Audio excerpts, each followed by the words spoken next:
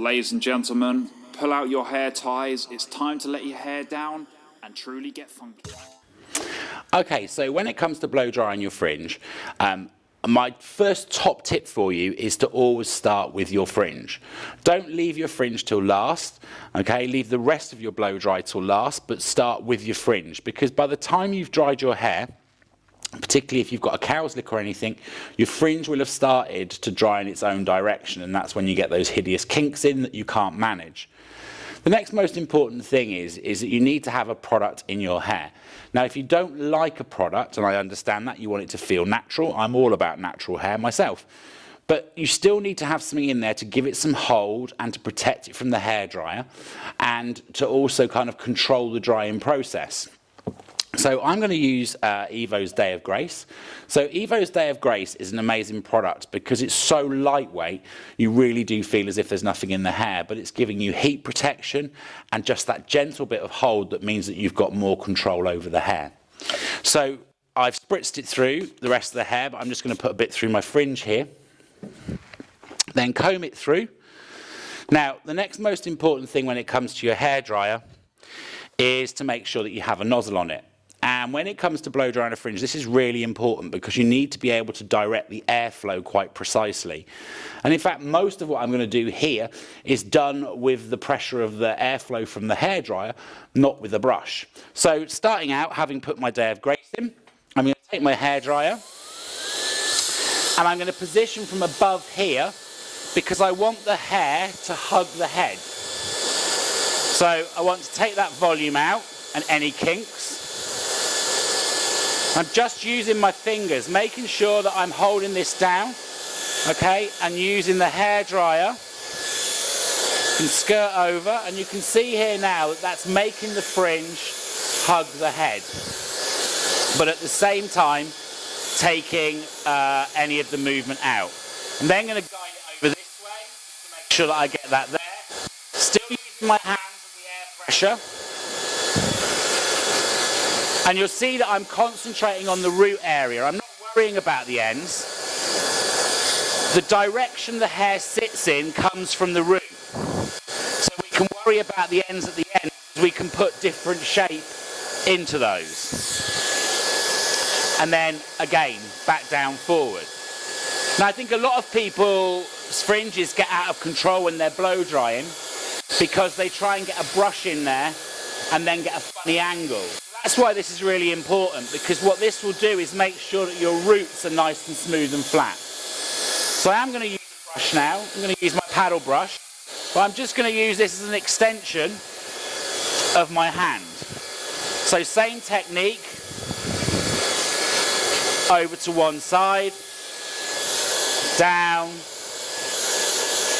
and then switching hands, and over to the other side again. Still using the airflow, and you can see that I'm coming from above here to take that lift out because I don't want lift in this fringe. Now, I am going to turn this into a sweepy fringe. My roots are now dry, so now I'm going to start telling the hair where I want it to go.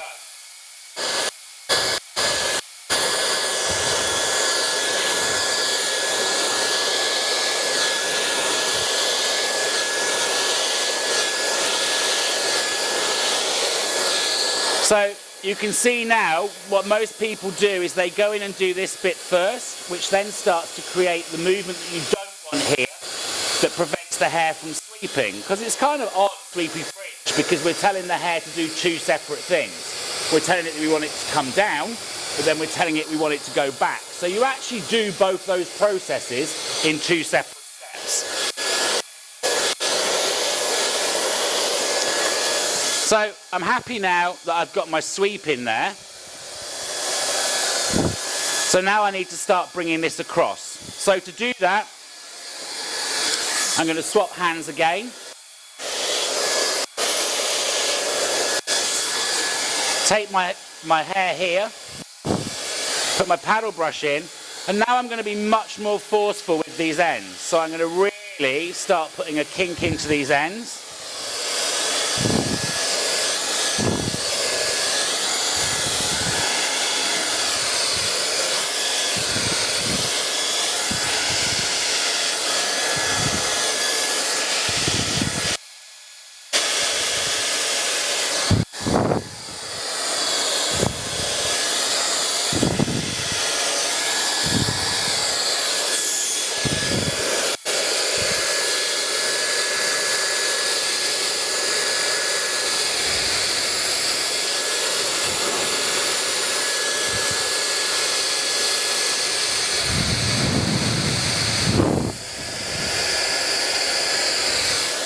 Okay, so you can see there now that I've got this nice lift. I'm still coming forward, but I've put my nice lift in here, and this is wanting to sit over here. Now, you can put a bit more of a kink in, and for that I'd use a round brush, so I'll show you now how I do that. So taking a brush like this, which we call a thermal brush because the drum heats up as well, so it's kind of like using a styling iron as well as a brush. I'm going to take my brush, take my hair, one big section,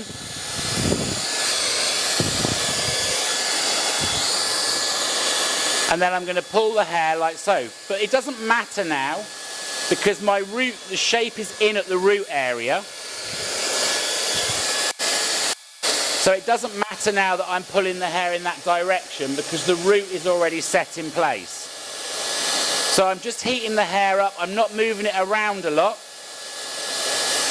Now it's just as important to cool it down, so what I like to do is just turn my hairdryer around, make sure you've got a filter on, and that just draws some cold air in, and then we can let that go, okay?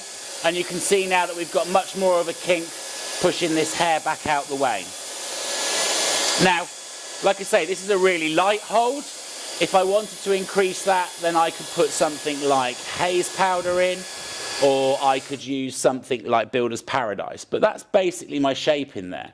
And so you can see now already that this is kind of up and out of the way. Now, the next fringe that I'm going to show you in the next video has got lift in it, and in there I'll explain a little bit more about things like Builder's Paradise and haze powder. Don't forget to like, share and comment, and of course you can always message us and ask any questions.